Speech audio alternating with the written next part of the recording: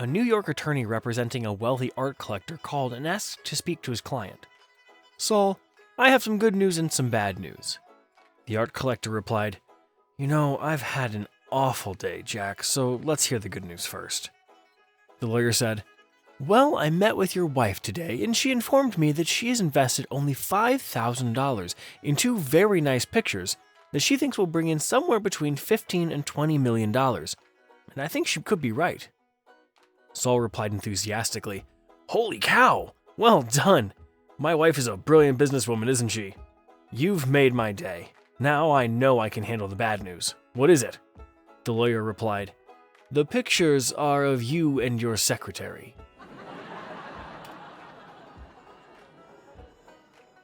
Little Johnny's next-door neighbor had a baby. Unfortunately, the little baby was born with no ears. When they arrived home from the hospital, the parents invited Little Johnny's family to come over and see their new baby. Little Johnny's parents were very afraid their son would have a wisecrack to say about the baby. So Little Johnny's dad had a long talk with Little Johnny before going to the neighbors. He said, Now, son, that poor baby was born without any ears. We want you to be on your best behavior and not say one word about his ears, or I'm really going to spank your butt when we get back home. I promise not to mention his ears at all, said Little Johnny. At the neighbor's home, Little Johnny leaned over the crib and touched the baby's hand. He looked at its mother and said, Oh, what a beautiful baby. The mother, who had braced herself for Johnny's comment, was pleasantly surprised and said, Thank you very much, Little Johnny. He then said, This baby has perfect little hands and perfect little feet. Why, just look at his pretty little eyes. Did the doctor say he can see good? The mother, a bit bewildered, hesitantly replies, Why, yes, his doctor said he has 20/20 vision. Why do you ask? Little Johnny said, Well, it's a good thing, 'cause he'd be screwed if he needed to wear glasses.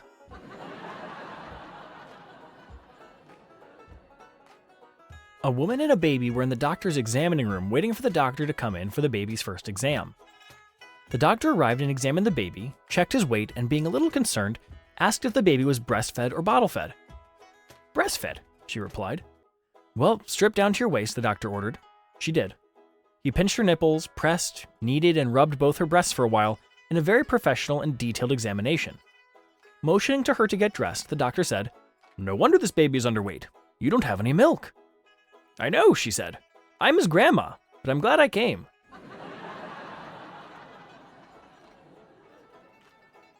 The police were called to a female gym.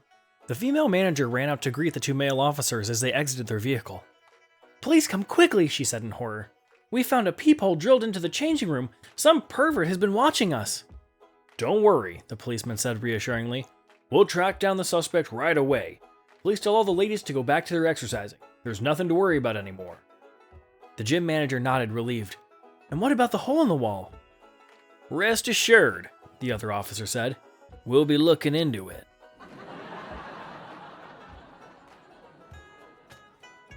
A man's car breaks down in the middle of the night. He knows the area well and realizes that the quickest way to the nearest service station is through an old graveyard. He's walking along the headstones when in the distance he hears a faint tapping noise. As he gets deeper into the graveyard, the eerie tapping gets louder and louder. He very anxiously turns a corner and sees the source of the tapping is an old man with a hammer and chisel, hunched over a headstone. Relief washes over him and he says, I was beginning to freak out because of that noise. I thought this place might have been haunted. What on earth are you doing here so late at night anyway? The old man merely continues chiseling and says, They spelled my name wrong.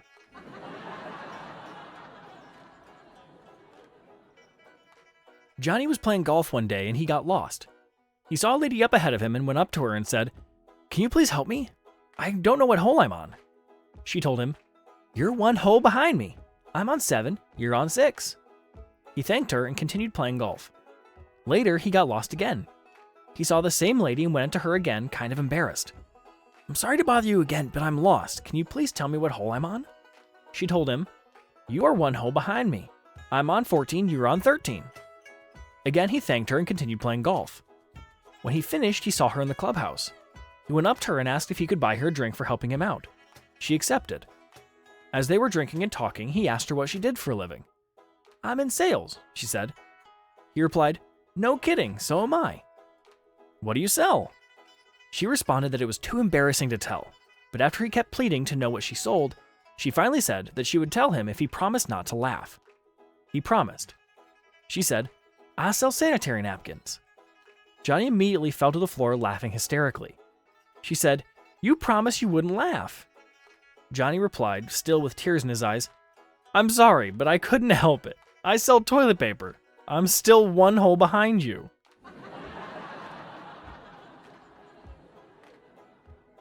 The pretty teacher was concerned with one of her 11-year-old students. Taking him aside after class one day, she asked, "Little Johnny, why has your schoolwork been so poor lately?" "I'm in love," the boy replied. Holding back an urge to smile, she asked, "With whom?" "With you," he said.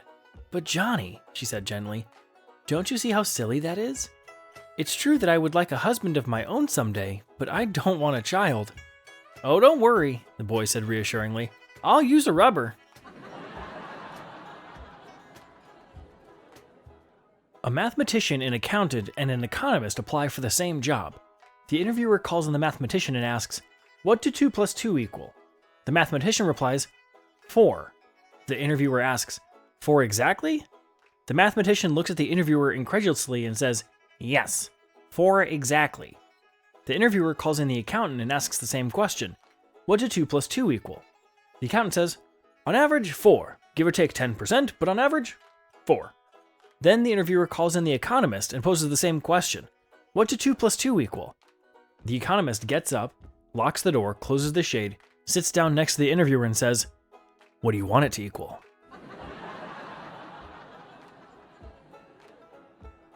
A woman is in bed with her lover, who also happens to be her husband's best friend. They make love for hours, and afterwards, while they're just lying there, the phone rings. Since it's the woman's house, she picks up the receiver. The best friend listens, only hearing her side of the conversation. "Hello? Oh, hi. I'm so glad that you called." "Really? That's wonderful. Well, I'm happy to hear you're having such a great time." "Oh, that sounds terrific. Thanks. Okay. Bye-bye." She hangs up the telephone and her lover asks, "Who was that?" "Oh," she replies, "that was my husband telling me all about the wonderful time he's having on his fishing trip with you." A 50-year-old lady who suddenly started learning how to swim instead of her usual routine of going to a church. Everyone was curious and asked her, "Why the change in your interest in swimming nowadays?" The lady, with a look of helplessness, replied, "Whenever my son and daughter-in-law quarrel with each other, she, the daughter-in-law, always asks my son, 'If your mom and I fall in the water, whom will you save first?' And because I do not want to put my son in a difficult position, I'm learning how to swim." A few days later, the husband and wife were quarreling again, and the daughter-in-law unreasonably asks, "Now tell me, if your mom and I fall in the water, whom will you save first?" The husband replied, "I don't have to get down in the water. My mom knows how to swim. She will save you." The wife refused to relent. "No, you have to jump in the water, and you have to save one of us." The husband replied, "Then you will surely die, because I don't know how to swim, and my mom will definitely save me first."